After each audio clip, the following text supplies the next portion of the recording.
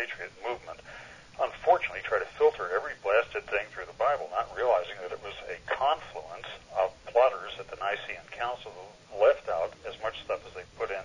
I've told them that on many episodes of this broadcast, and they just don't seem to want to listen. And I've caught some of your tapes on it, and they're excellent. And they don't want to deal with those paradoxes. They're looking for really simple answers. And the fact is, the universe is not, in my opinion, and I'll just throw it out here for what it's worth, ruled by one dictator who's got everything right. It's ruled by a whole bunch of different forces. You can call the other guy's God a devil or a demon or Lucifer, whatever you like some of your callers have done. But I believe what you've got, sincerely, is where you have a confluence of forces from the collective subconscious of man projected not just into... That's the Luciferian philosophy. That's the belief of the mysteries. That is the ancient paganism religion. From previous times as well, and if you get enough people thinking that a cabbage head is divine, probably sooner or later it will come to life. Well, I think that's probably happened several times. They built a plane out of straw on a Pacific island and worshipped it based upon... Sure. Yeah. Yeah, and I think that that's what happens when you have a virgin weeping in Italy and it's weeping blood or whatever. On this broadcast, we believe in freedom for other people to worship whatever god or altar that they want. We truly believe in freedom, which means that if you talk on this broadcast, you must be respectful of other people's religions also. I would not insult yours, and I hope that you would not insult my listeners' religions. I think that what we have, sir, is an innate mindset which has brought us to where we are today. You've had it basically this way for 1,000 years in the Western world. What we have happening today is a direct result, in my opinion, of Semitic monotheism and its emphasis upon sin and redemption from sin through suffering, and the idea that man is so low that he has to be redeemed through a godly sacrifice. This whole concept basically trashes our opinion of ourselves. This whole construct also of constantly being in sin is equivalent in a spiritual level to the idea of constantly being in debt. That's why we based our economies on debt rather than productivity and reinvesting surpluses, real wealth. You're making a big mistake there if you believe that Christians believe that they're constantly in sin. They do not. You're echoing a tenet of the headquarters of the Catholic Church in Rome.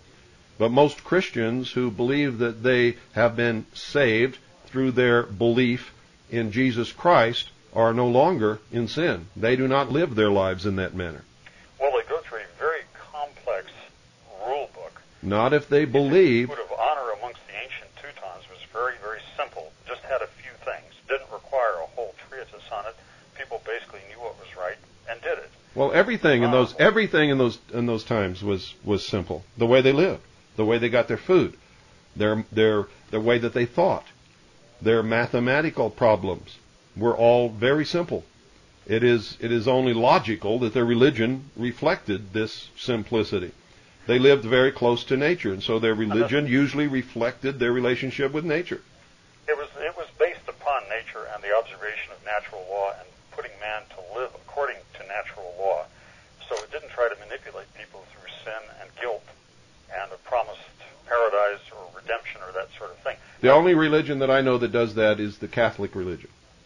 Well, I would suggest to you, sir, that you find that replicated in practice, not your version, but in practice, and most of the Protestants, certainly right here in the Bible Belt, they use the same kind of psychological meta-programming. Well, if they do, they certainly were not listening to Jesus Christ. They did not read what he said. They're listening to somebody in a pulpit who's lying to them. Well, which version? Jesus Christ said, "Whosoever believeth in me shall have everlasting life." Orpheus or Prometheus or which version? I mean, there were 16 others prior to the one that you have quoted in a very limited version, leaving off the Gospel of Q, the Gospel of Thomas, and all the other versions that were carefully ferreted out of the Just very simply talking about what is quoted that Jesus is supposed to have said in the New Testament of the King James Version of the Bible, which is the standard text for every Christian church in this country.